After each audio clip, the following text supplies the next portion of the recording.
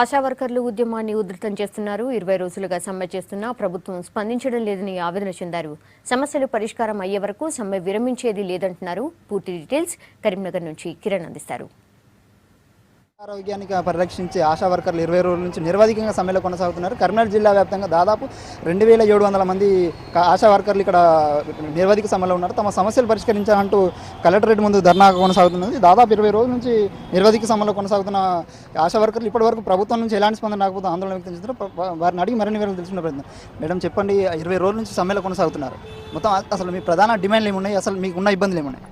మాకు డిమాండ్స్ అంటే 15,000 కనీస వేతనం తప్పకుండా చేయాలి గవర్నమెంట్.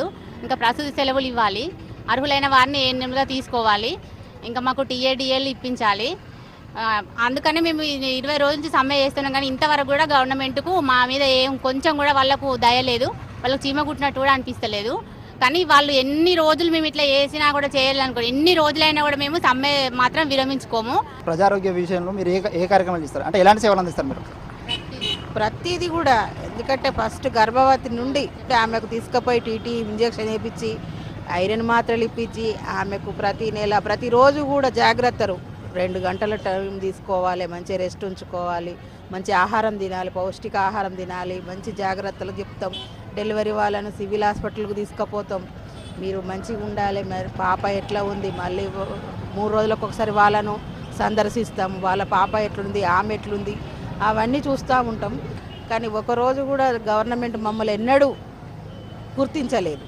కాబట్టి మాకు కనీస వేతనం 15,000 ఇచ్చేంత వరకు మేము పోరాటం చేస్తూనే ఉంటాం సార్. అంతే. ప్రభుత్వం నుంచి మీకు ఒక టీటీ ఇంజెక్షన్ ఇస్తే కానీ, ఒక గర్భవతిని హాస్పిటల్ జరిపిస్తే కానీ మీకు వచ్చే వేతనం ఎంత రూపాయలు వస్తుంది? 25 రూపాయలు సార్. 25 రూపాయలు. గర్భవతి నమోదు చేసి వాళ్ళకి టీటీ ఇంజెక్షన్ ఇచ్చి ఐరన్ మాత్రలు ఇస్తే 25 రూపాయలు ఇస్తారు సార్.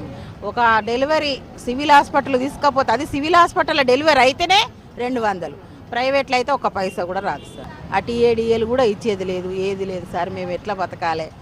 మా పిల్లల్ని నిడిచిపెట్టి ఏ రాత్రి పడితే ఆ రాత్రి అమ్మమ్మ కడుపు నొప్పి లేస్తుంది మీరు రావాలంటే ఆ రాత్రి కూడా పిల్లల్ని మా వాళ్ళందరినీ నిడిచిపెట్టి ఆ రాత్రి ఆటోనా లేకుండా ఏదో ఒకటి తీసుకొని వస్తారు. ఆటో ఛార్జీలు కూడా మేమే కట్టుకుంటాం సార్. అట్లాంటి పరిస్థితి మాది. ప్రభుత్వం దగ్గరికి ఎన్నిసార్లు మీకు మీ చర్చలు తీసుకుపోయారు, అంటే మీ అంశాలని ప్రభుత్వం నుంచి ఏమైనా తీసుకుపోయారు? ఎప్పుడు లేదు సార్, ఎప్పుడు తీసుకుపోలేదు.